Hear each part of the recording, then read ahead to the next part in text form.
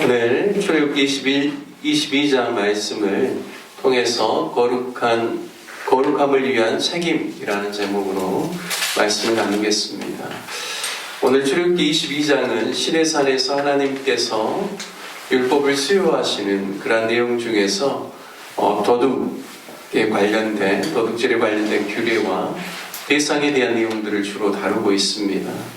1절 말씀에 보면 사람이 소나 양을 도둑질하여 그 가축을 잡아서 먹거나 아니면 누군가에게 팔아버려서 도둑맞은 가축을 도저히 찾지 못하는 상황 속에서 도둑이 잡히게 되면 소 한 마리에 5마리, 양 한 마리에 4마리로 갚으라고 말씀합니다.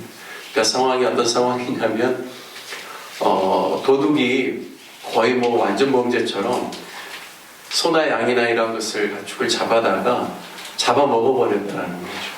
그리고 안 그러면 주변에 있는 사람들에게 팔아버렸어요. 그러니까 참 찾기가 쉽지 않은 상황인데 그러한 상황 속에서 이제 그 도둑이 잡히게 되면 그 도둑은 반드시 소 한 마리에 5배, 양 한 마리에 4배로 갚으라는 것입니다. 상당히 무거운 처벌이죠. 이미 십계명에서는 분명하게 하나님께서 도둑질하지 말라라고 하나님께서 분명하게 계명을 주셨습니다. 하지만 하나님의 명령을 어기고 죄를 짓고 타인에게 재산상의 피해를 줄 뿐만 아니라 정신적인 피해를 주는 죄악에 대해서 하나님께서는 당신의 백성들이 대충 넘어가지 말라라고 하는 것입니다. 죄에 대해서 심각하게 다루라는 의미이죠. 그래서 소는 5배, 양은 4배라고 하고 계십니다. 굉장히 무거운 벌입니다. 또한 도둑이 밤에 뚫고 들어오는 것을 보고 그를 쳐 죽이면 피 흘린 죄가 없을 것이라고 말씀합니다. 그래서 밤에 도둑이 뚫고 들어오는 그런 상황 속에서 그 주인이 빼앗기지 않으려고 혹시 도둑과 어떤 그러한 물리적인 접촉 가운데서 도둑이 피를 흘리게 되는 일이 있다라고 했을 때 그 피 흘린 죄가 없을 것이라고 정당방위를 인정해주는 그런 모습입니다. 하지만 밤이 아니라 낮이면 상황이 달라집니다. 도둑을 눈으로 식별할 수 있을 때 피 흘린 죄는 있을 것이라고 말씀합니다. 즉 이것은 아무리 죄를 지으러 도둑질하러 집에 들어온 도둑일지라도 대낮에 도둑을 막는다고 살인을 저지른 행위는 이것은 과잉이라는 것이죠. 밤에는 상대적으로 주변 이웃이 도와주기 어렵고 보이지 않기 때문에 위험 요소가 많아서 정당방위를 인정해주지만 낮에는 도둑을 막을 방법이 밤보다 훨씬 많기 때문에 아무리 죄인일지라도 그의 생명을 해하는 일은 하지 말라라는 것입니다. 4절 말씀에 보면 도둑질하는 것이 살아 그의 손에 있으면 소나 낙이나 약을 막론하고 갑절을 배상하라라고 말합니다. 그러니까 1절 말씀과는 좀 다르죠, 상황이. 4절에 있는 말씀은 도둑이 소나 양을 잡아서 끌고 가려고 하는 이런 현장에서 잡히게 될 경우에, 그리고 아직 그가 도둑질한 것에 대해서 잡아먹거나 안 그러면 주변에 있는 사람들에게 팔지 않는 상태에서 보관하고 있는 상태에서 발각이 됐다든지 이런 상황들은 갑절로 그것을 줄여줍니다. 아까는 소는 5배, 양은 4배였지만 그래서 갑절로 이러한 배상에 대한 이야기를 하고 있습니다.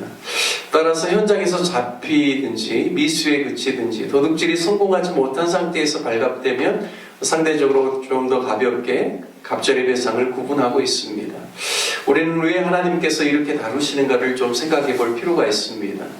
당신의 백성 이스라엘이 무엇보다도 도둑질하지 않을 뿐만 아니라 정직하게 살기를 원하고 무엇보다도 거룩하게 살기를 원하기 때문입니다.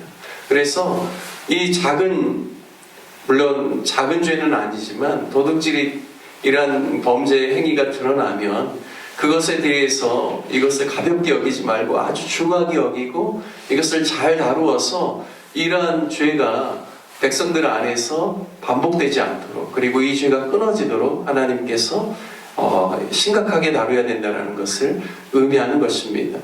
사람은 기본적으로 자신의 죄에 대해서는 관대하고 남의 죄에 대해서는 심각하게 생각하고 말하고 다루는 경향이 있습니다.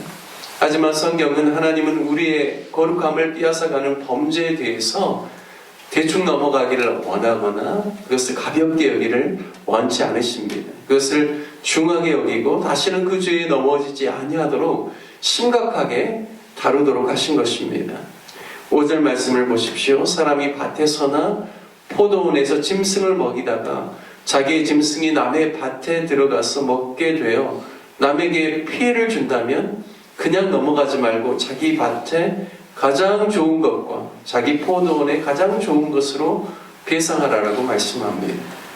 저는 어렸을 때 간혹 제가 직접 소를 키우거나 그러진 않았는데요. 간혹 이제 집에 소를 키우는 그런 집 아이들은 이제 부모님이 바쁘니까 아이들에게 좀 소를 끌어다가 들이나 이런 길가나 이런 데로 가서 좀 길가에 있는 그런 풀들을 먹이라고 그렇게 하거든요. 그러면 이제 아이가 힘이 좀 붙이다 보니까 간혹 소가 어떤 일들이 있냐면 그 길에서 이렇게 벗어나서 남의 논에 들어가가지고 막 뜯어먹을 그런 케이스들이 있어요. 그러니까 실질적으로 이제 고대 사회에는 가축을 키우다 보면 이러한 일들이 일어날 수 있다는 것이죠. 그런데 그것에 대해서 가볍게 여기지 말라는 겁니다. 자신이 남에게 피해를 준 것에 대해서 그냥 사람들 어떤 마음을 가질 수 있냐면 짐승을 키우다 보면 가축을 키우다 보면 이러한 일들이 있을 수 있지라고 생각하고 상대방에 대해서 그것을 가볍게 이야기할 수 있다는 거죠. 그런데 성경은 그렇게 하라고 말씀하고 있지 않습니다. 주님께서 주시는 답은 무엇인가? 내가 소를 키우다가 다른 사람에게 그게 밭이든 과수원이든 피해를 주면 자기 밭에 있는 가장 소출에 좋은 것으로 그것을 갚으라고 이야기하고 있죠. 포도원의 가장 좋은 것으로 배상하라라고 말씀하고 있습니다. 따라서 하나님께서 그냥 자기 자신의 잘못에 대해서는 관대하고 남의 잘못에 대해서는 굉장히 심각하게 생각하는 우리 인간의 그 죄악된 본성을 아시는 하나님께서 자신의 잘못에 대해서는 관대하지 말고 오히려 자신이 베풀 수 있는 최선의 것으로 그것을 배상하라는 것을 말씀하고 있습니다. 우리 그리스도인들이 하나님의 백성들이 가져야 될 삶의 태도에 대해서 분명하게 이야기를 하고 있습니다.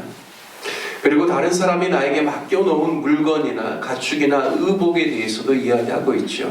그것에 대해서 잃어버렸을 경우에 9절 말씀에 보면 때로는 이제 판단이 명확할 때가 있죠. 이것은 나의 실수다, 나의 잘못이다 라고 인정되면 그것에 대해서 갑절로 배상을 해줘야 되지만 이게 좀 애매할 경우에는 재판장에게 가라라고 이야기합니다. 그래서 재판장이 죄 있다고 하는 자가 그 상대편에 갑절을 배상하라는 그러한 규례를 정해주고 있습니다. 그러니까 이게 나에게 맡겨진 물건이라고 할지라도 가축이라고 할지라도 내 것처럼 소중하게 그리고 책임감 있게 그것을 감당해야 된다는 것을 말씀을 통하여서 알 수가 있습니다. 하지만 자신이 감당할 수 없는 일들로 인하여서 문제가 생겼다라면 책임을 면할 수 있도록 또 하나님께서 구체적으로 규례를 정해줍니다. 예를 들어 내가 데리고 있었던 가축이 예를 들어 맹수의 공격에 의해서 상해를 입거나 죽었다든지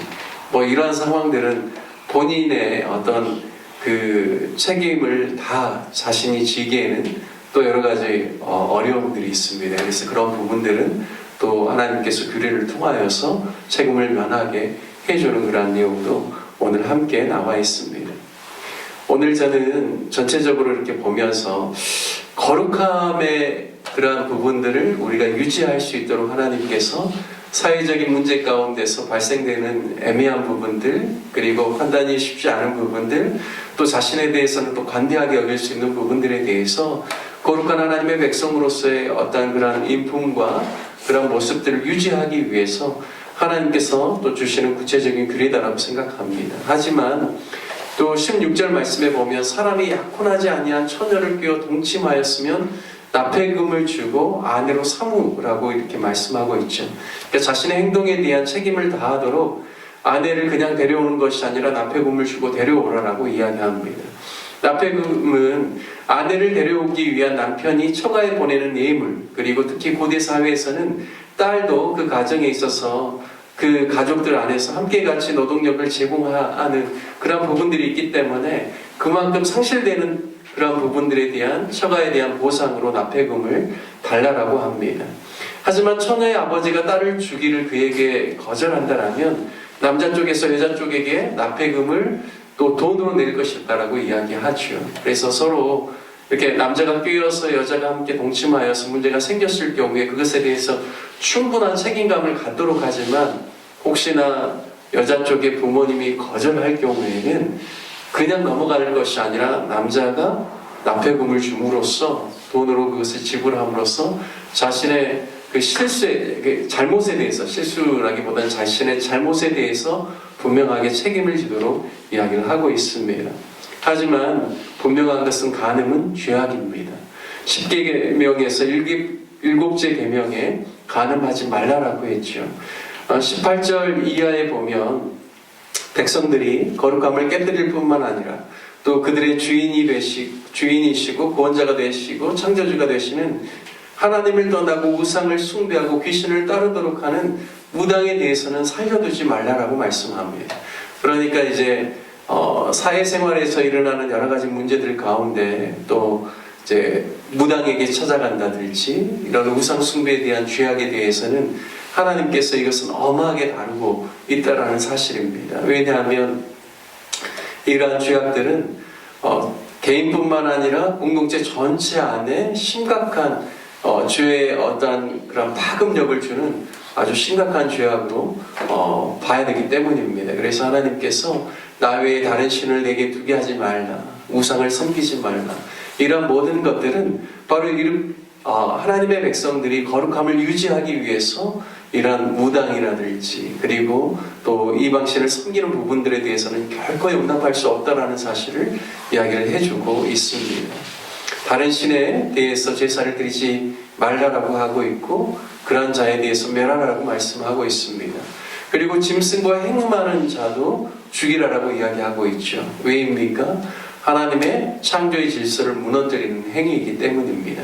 그래서 참신이신 하나님을 대적하거나 거절하는 부분들과 그리고 하나님께서 세우신 창조 질서를 범하는 행위들에 대해서 하나님께서는 이스라엘 백성 안에 그러한 것들이 들어오지 못하도록 엄히 경고하고 있습니다. 이 모든 것은 영혼을 파괴하고 하나님의 창조 질서를 무너뜨리는 행위로서 이스라엘 백성들이 조금도 용납하지 말고 그것을 가증히 여기고 제거해야 된다는 말씀입니다. 오늘 22장 말씀을 통하여서 우리가 일상생활 가운데 일어나는 그러한 모습들 속에서 거룩한 하나님의 백성으로서 우리가 책임감을 가지고 혹시나 우리가 죄에 때로는 넘어질지라도 그 죄에 대해서 가볍게 여기지 말고 거룩성을 회복하기 위해서 심각하게 다룰 뿐만 아니라 다시는 그 죄를 짓지 아니하도록 우리 스스로가 삼가 조심해야 된다는 사실을 어느 말씀을 통해서 깨닫게 됩니다.